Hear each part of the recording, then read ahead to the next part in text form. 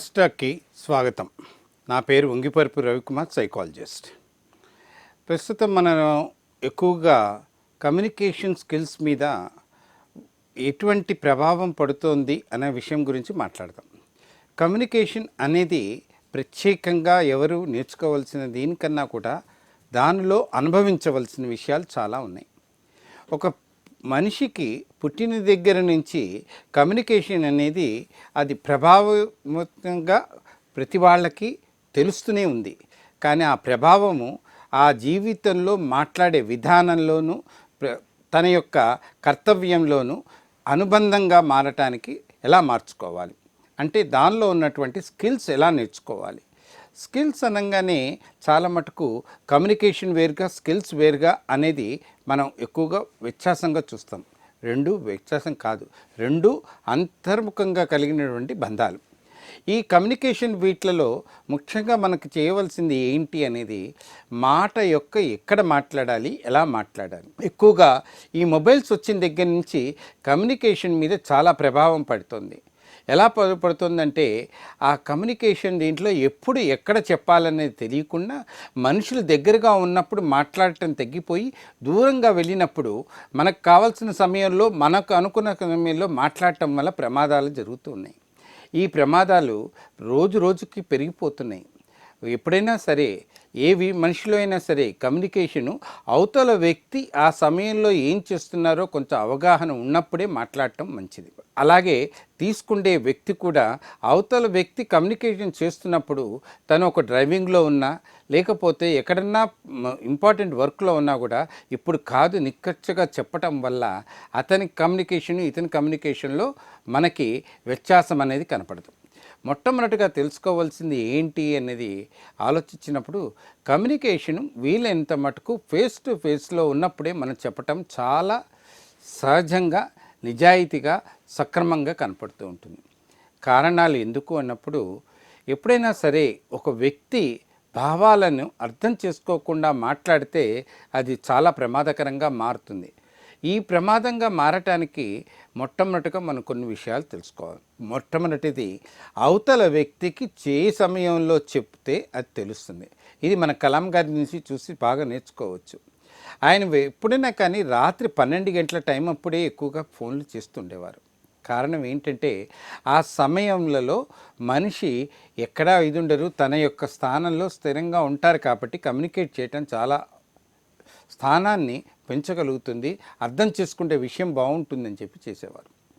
రెండోది, కమ్యూనికేషన్ చేసేటప్పుడు అవతల వ్యక్తికి ఎలా అర్థం కావాలి అన్న దీనికి మొట్టమొదటిగా మనం అర్థం చేసుకోవాలి. అతని స్థాయి ఏంటి, పిల్లవాడైతే ఎలా చెప్పాలి, ఒక పెద్దవాడైతే ఎలా చెప్పాలి, ఒక ఆర్గనైజర్ అయితే ఎలా చెప్పాలి, ఒక వ్యవస్థకు సంబంధించిన అధిపతి అయితే ఎలా చెప్పాలి అనేది కూడా మొట్టమొదటిగా మాట్లాడే వ్యక్తికి తెలియాలి. ఇది ప్రస్తుత కాలంలో ప్రతి వాళ్ళని ఒకే రకంగా చూడటం వల్ల మాట్లాడే ధోరణిలో ఒకే విధంగా ఉండటం వల్ల చాలా ప్రమాదకరంగా మారుతున్నాయి. ఎందుకంటే ఒక విలువ కలిగినటువంటి వ్యక్తి దగ్గర మాట్లాడేటప్పుడు ఎలా చెప్పాలి, తన సొంతమైన వాళ్ళ దగ్గర ఎలా చెప్పాలి, అదే ఒక కొత్త వ్యక్తి దగ్గర ఎలా ఉండాలి అంటే మాట్లాడే విధానం. ఇది మొట్టమొదటిగా తెలుసుకోవాల్సింది. దీన్ని ఒక స్కిల్స్ కింద మనం ఇవాళ రేపు ప్రత్యేకంగా చూడనవసరం లేదు. ఇది చిన్నపిల్లల యొక్క నవ్వులో ఒక కమ్యూనికేషన్ ఉంది. ఆ కమ్యూనికేషను వాళ్ళ జన్మ తరహా వచ్చింది. దాన్ని ఎలా అయితే మనం ఇంప్రూవ్ చేసుకుంటూ పోతూ ఉంటామో అందుకనే కొందరు మాట్లాడుతున్నప్పుడు వినాలనిపిస్తుంది. ఆ భావాలను తన బాడీ లాంగ్వేజ్ని కూడా కలిపి చూపిస్తున్నప్పుడు అది చక్కటి శైలిగా మారుతూ ఉంటుంది. అలాగైతే పరిగెత్తుతున్నటువంటి నదిలో చూస్తున్నప్పుడు మనసుకు ఒక ఆనందకరంగా కలుగుతుంది. ఆ శబ్ద తరంగాలు ఒక మంచి భావాలను వ్యక్తపరిచేది ఉంటుంది. అలాగే మనిషి మాట్లాడుతున్నప్పుడు అది డబ్బాలో వేసిన రాళ్ళు కొడుతున్నటువంటి ఇది కాకుండా మాట యొక్క ప్రభావంలో, అందుకనే అంటారు పాటకు శృతి ఎంత అవసరమో మనిషికి మాటకి తన బాడీ లాంగ్వేజ్ కూడా అంత అవసరం. ఎప్పుడైతే ఆ బాడీ లాంగ్వేజ్ మాట రెండు చక్కగా కలుస్తూ ఉంటాయో ఎదుటి వ్యక్తి యొక్క అండర్స్టాండింగ్ లెవెల్స్లోకి నువ్వు వెళ్ళగలుగుతావు ఇది మొట్టమొదటిగా మనం తెలుసుకుంటే ఆ కమ్యూనికేషన్లో అన్న దాంట్లో చక్కటి ప్రతిబింబం లాంటి అర్థాన్ని కలిగి ఉంటాయి. అలాగే నీళ్ళలో ఒక రాయి వేసినప్పుడు టప్మని సౌండ్ వస్తుంది కదా, అలాగే ఒక పల్చటి పెంకు వేసినప్పుడు అది 3 రకాలుగా నీళ్ళలో తగులుతూ అవతలకి మిగులుతుంది. అంటే ఇక్కడ వేసే వస్తువు రాయికి పెంకుకి కలిగినటువంటి తేడా ఒకటి, రాయి మునిగిపోతుంది, పెంకు 3 స్థానాల్లో తగులుతూ అవతలకి చేరుతుంది. అంటే మాట యొక్క కమ్యూనికేషన్లో కూడా అవతల వ్యక్తికి అర్థమయ్యే విధానంగా 3 దీనికి అర్థమయ్యేటట్టుగా చెప్పడంలో ఒక నైపుణ్యత ఉంది. రెండోది, మాట ఎక్కడ మాట్లాడాలి. అదే చాలా మటుకు మనం ఏం చేస్తుంటున్నామంటే, క్లాస్ రూమ్లోకి వెళ్ళంగానే టీచర్ సైలెంట్ అనే దానికన్నా కూడా నేను నేర్చుకోవటం అక్కడ నిశ్శబ్దంగా ఉండటం.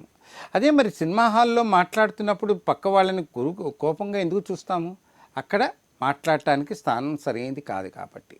కానీ మనిషి ఇవాళ రేపు నోరు ఎక్కువగా తెరిచి చెవులు ఎక్కువగా మూసుకుపోవటం వల్ల కూడా కమ్యూనికేషన్లో అనేది దీంట్లో కాదు. అందుకని వినటం అనేది ఎక్కువగా నేర్చుకోవాలి. రెండవది, మూడో స్థానంలోకి వచ్చేటప్పటికల్లా ఇది మటుకు చాలా అవసరం. పదాలని ఎలా ప్రయోగించాలి, ఆ పదాల యొక్క భావాన్ని ఎలా వ్యక్తపరచాలి అనేది కంపల్సరీగా ప్రతి వాళ్ళు నేర్చుకోవాల్సిన విషయం. ఇది ఎలా నేర్చుకోవాలి? అమ్మ ప్రేమ ఎంత స్వచ్ఛంగా ఉంటుందో నీ మాట్లాడే కమ్యూనికేషన్ కూడా అంత స్వచ్ఛంగా నిజాయితీగా ఉండాలి. ఇది ఎప్పుడైతే ఈ స్థాయిలో మనం ఇవ్వగలిగి చేస్తున్నామంటే అది నీకు ప్రజ్ఞ అనే దానికిగా మారుతుంది. ఆ మార్పు వల్ల ప్రతివారు నీ మాటని వినటానికి అది ఆస్కారంగా మారుతుంది. దీనికి కంచు మోగినట్లు కనకంబు మోగునా అన్నది మనం ఒకసారి ఆలోచించుకుంటే ఒక మంచి మాటకి విలువ పెరుగుతుంది. అంతేకాని నాకు వచ్చినట్టు నేను మాట్లాడతాను అన్నప్పుడు అది విలువ పెరగదు కదా, నిన్ను తక్కిన వారి నుంచి దూరం చేయటానికి కూడా మార్గంగా మారుతుంది. ఆలోచన ధోరణి ఎలా ఉండాలి, ఎలా చెయ్యాలి అనేది నీ మాట పట్ల తెలుస్తుంది. అందుకనే అంటారు, మాటను బట్టి మనిషి యొక్క స్వభావాన్ని కూడా తెలుసుకోవచ్చు అని. మొట్టమొదటిగా ప్రతివారు చేయవలసింది, నేను చదువుకున్నానన్న కానీ నేను చదువుకున్నది ఎలా ఎదుటి వ్యక్తికి అర్థమయ్యేటట్టుగా చెప్పగలుగుతాను అనేది మొట్టమొదటిగా తెలుసుకోవాలి. రెండోది, నాకు ఎప్పుడైనా సరే నా మనసులో భావాలు కలిగి చేసినప్పుడు అవతల వ్యక్తి యొక్క సమయాన్ని అర్థం చేసుకోకుండా వెంటనే అతనికి ఫోన్ చేయటం కాదు. అవతల వ్యక్తి ఆ సమయంలో ఏం చేస్తుంటున్నాడు అతని పర్మిషన్ తీసుకొని మనం మాట్లాడటంలో చాలా ఆనందంగా ఉంటుంది. ఉంది కదా మొబైల్ అనేసి ఎప్పుడు పడితే అప్పుడు మొబైల్ వాడటం వల్ల రోజుకి దగ్గర 14 నుంచి 15 హైదరాబాద్ నగరంలో యాక్సిడెంట్స్ అనేవి జరుగుతున్నాయి. చాలా నియంత్రణ పెడుతున్నారు కానీ మనుషులు వినట్లేదు. నాది సొంతము అనుకొని తన సొంత వాళ్లకు దూరమయ్యి వాళ్ళకి హాస్పిటళ్ళలో జరుగుతున్నటువంటి విషయాలను చూస్తున్నప్పుడు ప్రమాదం జరిగిన తర్వాత ఆలోచించి లాభం లేదు కదా. కమ్యూనికేషన్ అనేది ఎంతసేపు అయినా సరే నీ వాళ్ళతో మాట్లాడే విధానమే కాకుండా ఇతరులతో మాట్లాడే విధానంలో కూడా నైపుణ్యతను పెంచుకునే స్థాయికి నువ్వు ఎదగలిగితే అది ఒక చక్కటి ప్రజ్ఞ కలిగినటువంటి మార్పు తెస్తుంది. మార్పు తెచ్చేటప్పుడు మొట్టమొదటిగా తెలుసుకోవాల్సింది ఏ అంటే ఎబిలిటీ. ఎబిలిటీ ఎప్పుడైతే నీలో ఉంటుందో రెండో అక్షరమైనటువంటి బిహేవియర్ బాగుంటుంది. ఎప్పుడైతే ఎబిలిటీ బిహేవియర్ బాగుంటుందో నీలో క్యారెక్టర్ అనేది డెవలప్ అవుతుంది. అప్పుడు డామినేషన్ అనేది ఉండదు. అప్పుడు నీలో ఎలివేషన్ అనేది వస్తుంది. ఎలివేషన్ అనేది ఫ్యాక్ట్ అనేది ఫ్యాక్ట్స్ లాగా నిజం బయటపడుతూ ఉంటుంది. ఇది తెలుసుకోవాలి. ఇది కమ్యూనికేషన్లో కావాల్సింది. కమ్యూనికేషన్ అనేది మనిషికి ఒక్కడికి ఉన్నటువంటి ఆయుధం. అది తెలుసుకొని వాడే విధానం తెలుసుకుంటే మాయా ఆపరేటింగ్ నేషనల్లీ ఇంటర్నేషనల్లీ ఎవ్రీవేర్ అన్న దాని నుంచి అంటే మొబైల్ నుంచి కూడా ప్రమాదాలను తప్పించుకోవచ్చు, నైపుణ్యత పెంచుకోవచ్చు. All the best to you. Take care. ఉపన్యాస కళలో మీరు నిష్ణాతులు అవ్వాలనుకుంటున్నారా? అయితే మీ కొరకే వక్త వివరాల కోసం సంప్రదించాల్సిన ఫోన్ నంబర్ 9553586062.